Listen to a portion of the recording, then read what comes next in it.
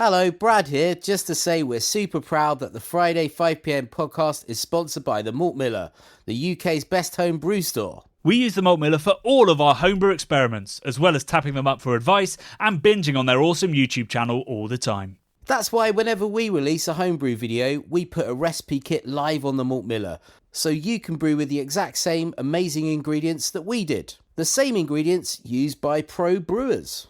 So alongside the Malt Miller's nitro-flushed hops, cold-stored yeast and milled-to-order malts, you can pick up recipe kits for our 5 Points Best Bitter, Russian River West Coast IPA, and now the fastest beer in the world, a hazy session IPA that goes from grain to glass in less than 48 hours. Sign up to their newsletter at tinyurl.com/Malt Miller to get 5% off your first order. With the Malt Miller's amazing customer service and Johnny's 48-hour recipe, you could order the ingredients on a Monday and be drinking the beer by the weekend. Speaking of which, it's Friday. It's 5pm. So enjoy this week's Friday 5pm podcast.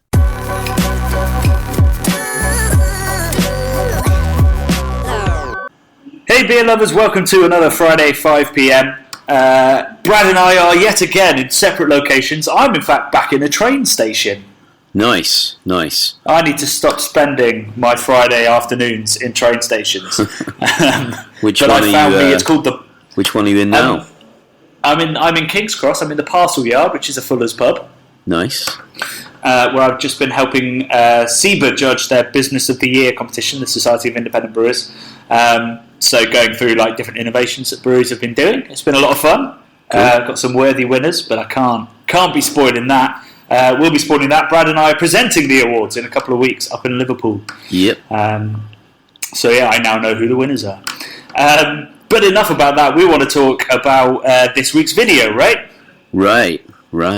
Yeah, it was a good one. So it was a super exciting one. Yeah, one that we've been wanting to do for a long time because we picked up the beers while we were filming our New England documentary. Yeah, it was a while ago now. Almost exactly a year ago. So, yeah, 11 months ago currently that we did it. Yeah. But yeah, so we picked up some bottles of Hill Farmstead and brought them home for our Hype Train, which is our episode where we pick the rarest, most exciting, most hyped breweries in the world and taste them to see if they're worth the fuss or worth tracking down. What did you think of the beers, Brad? I thought they were bloody fantastic. Some of the best beers I've drunk in a long time. And, you know, it was great to be kind of blown away by a hype train. Some of them sometimes are a little bit disappointing. I think the nature of something when it's hyped, usually you're going to be a little bit let down. It's like going out on New Year's or something, isn't it? You know, it's always a letdown because you know it's never as good as you think it's going to be. Yeah, I mean, we stayed away from the IPAs because from what we've tried before, we've not loved their IPAs. And so we wanted to see what they were doing with their Belgian stuff, which I think is higher rated anyway. But I think we ruffled some feathers in the comments by not doing the IPAs. We got a lot of comments going like, their IPAs are the best in the world. Or like, they're nowhere near as good as Alchemist's IPAs. And you're like, we weren't talking about the IPAs at any point. No. And they wouldn't have lasted 11 months either, would they? No. Whereas as the guys that we had, which was Sonia and Arthur, improved, if anything, in bottle, I'd imagine. Yeah. And they were tasting stellar. What was really heartening was that they were so balanced and nuanced and well thought out. Whereas most of the hype trains we've had, see like Other Half, Finback, you know, these are beers that punch you in the mouth with flavour and have no time for sort of nuance. But these were really well crafted and really subtle and beautiful and incredibly drinkable. Yeah, man. One of them I thought was like the best shandy I've ever had in the world. Yeah, we haven't had any comments about that, which I was surprised by. I thought you were going to make some really angry internet trolls come straight for us. But we got one angry internet troll, but he had no issue with you talking about shandy. But we'll talk about his comment as we like to do. This was Jim Alaska is his name. It's a strong name. It's evocative. Yeah. And he came on and he said, fruity beer is not good beer, it's just bad beer. Oh, this guy. Yeah. To which I said that was wrong and ahistorical because beers have been made with fruit for hundreds of years. In fact, much longer than we've used hops in beer. But it got into quite a disagreement. I was very nice. I was very understanding. Until it got to the point where I said that I loved Kriek beers, and he says, Kriek beer, good lord, unsubbed, as I have nothing in common with a beta male who loves Kriek beer. Yeah, got a bit weird there. He's got a bit incel, sort of odd bod. Yes, suddenly it went from him being slightly sexist and saying women love fruit beer to saying that any man who does is a beta male. I'd rather be a beta male than an alpha male anyway, so I didn't take it as an insult. But he was, I didn't know we had those kind of people listening to our podcast, but apparently we do. Yeah, he went a bit weird, didn't he? You can't really help the internet. Sometimes you're going to get some odd bods, but luckily we're kind of blessed to have lovely people that comment on our videos most of the time. So it's a positive community usually.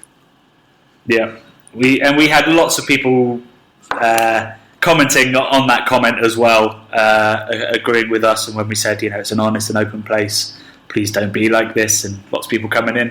One guy made, is it the Big Lebowski where it goes, that's just like your opinion, man? Yeah, that's the Big Lebowski, yeah. Yeah, so we've got a guy quoting that. Those are our people, man. The Big Lebowski quoters. Yeah, absolutely. Hill Farmstead, I think probably the most worthy of the hype we've maybe had since we started doing Hype Train. Yeah, I can't think of a better Hype Train we've done in terms of the actual beer. They were both splendid. They really were. Arthur for me was incredible. It's one of those beers where you wish it wasn't so hyped because you wish that everybody could try it. Yeah, you just want everyone to be able to drink that just like it's a normal beer, like it's just because it was like a table beer kind of thing. It was so drinkable, so balanced, loads of lemony, soft citrus, and barrel characteristics that it was just magical. A really beautiful beer. Gorgeous stuff. So if you ever can get hold of Arthur, please do. A lot of people dismiss it as like just their normal core saison kind of thing, but that's doing it an injustice. Yeah, man. This is just a quick message to remind you guys that everything that we do, that's our podcast, our blogs, and indeed our videos on YouTube, are all supported by our friends on Patreon. Yeah, we really couldn't do it without you guys. You're the lifeblood of the channel. And, if you're feeling flush or not particularly that flush, anything you can contribute really helps keep the lights on. What do you get in exchange? You get some awesome merchandise, and you also get that lovely, warm, tingling feeling inside that you're supporting independent content. Absolutely, I'm feeling warm and tingly right now, and if you are too, head over to patreon.com/craftbeerchannel. Yeah, so the day after we released that, we then went to BrewLDN, which is what has become of Craft Beer Rising, which is one of the original beer festivals in the UK. And it's got a bit of a reputation for being for the breweries themselves, being quite rubbish, a bit corporate, lots of big brands there. But we had some delicious beer from all over the world, so maybe it's turned a little corner. Do you remember what we had that was delicious? I'm racking my brains. Yeah, I'm trying to think as well. I drank some Landlord after you'd gone, actually.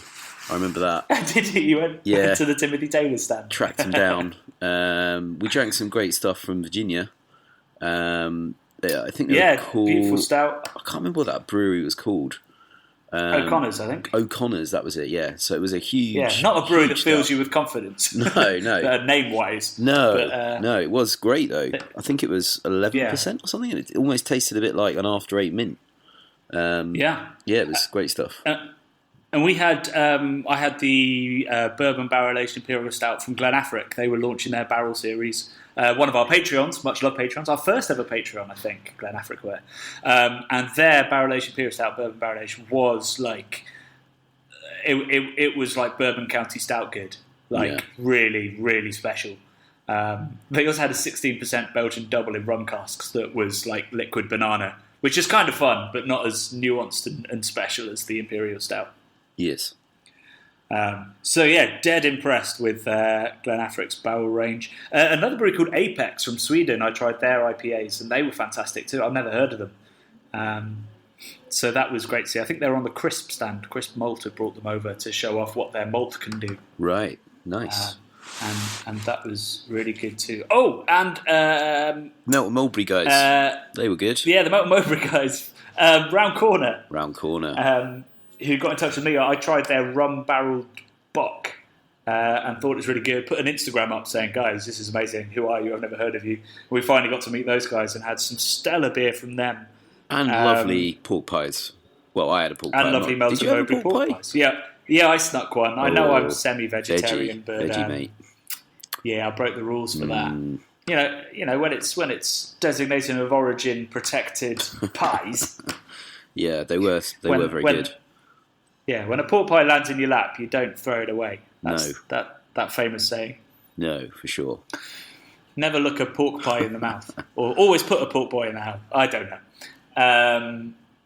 So there was another brewery that really impressed me, Attic from Birmingham. So those of you guys not from the UK, Birmingham's like the second city of the UK, the second biggest, but it's never had a good beer scene, and it's just starting to happen in Birmingham. So you got Attic, Dig, a couple of other guys who are making really nice, again probably New England inspired stuff, but Attic really impressed me. They had some lovely beer. So yeah, it's a bit of an eye-opener for me. You know, even we were at Cloudwater, or I was at Cloudwater last year and had last week and had some amazing beers. But I was expecting that. Whereas, you know, there's nothing like a beer that you expect nothing from, and it blows you away, and you end up having many, many pints of. Yeah, it's pleasantly surprising for sure. It was a great festival. Yeah, dead impressed with that. I should also say the Cloudwater Festival was really, really great. After last year's debacle, I wrote a story about the debacle on Good Beer Hunting, which I'll put in the show notes, about how basically the founder of Cloudwater ended up spending most of his evening in a police van, and the festival was very nearly cancelled. And they packed up all the stuff because the venue didn't have a licence, and then got given a licence by somebody high up in the local council, and then unpacked it all. It was quite the story. Wow. But this year they had their licensing, and they got it right. Lovely food, lovely vibe, not long queues, and some of the best beer in the world on tap from all over the world as well. It was really special. So if you didn't go this year, make sure you go next year if you can. It's worth the trip to Manchester for sure. Oh yeah. And I got to catch up with some old friends from America, like Forest and Maine and Green Bench and all those guys. It was super. Yeah, I was a bit gutted I couldn't go, but I was babysitting, so hey ho. There you go. How's your car, mate? Update us on your car. The car has sort of been resurrected, which is great. Hey. I massively overfilled the oil. I got an RAC guy out because I tried to get under the car with to let the oil sump, I think it's called, the little nut out so I could drain it, and I couldn't get the purchase, Johnny. I couldn't get the purchase, so couldn't get the purchase. No, Damn. I had hate to. It when that happens. Yeah, man, I had to call an RAC guy, and I felt like a right wally because I sort of knew what I'd done wrong, but I had to kind of play along that I'd play the fool, as it were, twice because I'd already done a stupid thing, but I had to pretend that I didn't know what I'd done, and then go, oh my god, I'm an idiot, blah blah blah. But anyway, it blew white smoke for about half an hour. And the guy was like, if that doesn't go after half an hour, just turn the car off and it's done. He's like, you need to scrap it or get a new engine. Oh, that is tense. Yeah, so I was sat, he'd left and I was sat in the car for probably about 15, 20 minutes, and it was still blowing white smoke. And then I turned it off for some reason. I think I had to come back inside, it was freezing. Went back out, started it again, and then no white smoke. So the car gods have shined down on me, seemingly. I think I've just about got away with the damage. So yeah, happy story. Hopefully, there you go. I got to drive to Centre Parks on Monday, so yeah, I'm hoping it's all right. I love the sting in the tails of your stories. They are absolutely killer. Right, so what have we got coming up soon? So we're presenting at SIBA in about a fortnight. So if you're in the brewing industry, we'll hopefully see you there. Next week, I think we've got another hype train coming up for you. And then hopefully we'll be back on the road. We've got lots of videos lined up at lots of great breweries, many of which we met yesterday to see if they were good enough to be on the channel. So we've got some meetings with those guys, and we'll go up and get some films there. But yeah, otherwise there's not a lot of news from the Craft Beer channel this week. I feel like we're letting people down content-wise. Oh dear. No, I think we've talked about, one of the most hyped beers, one of the most hyped breweries this week. I think that is content enough, man. Yeah.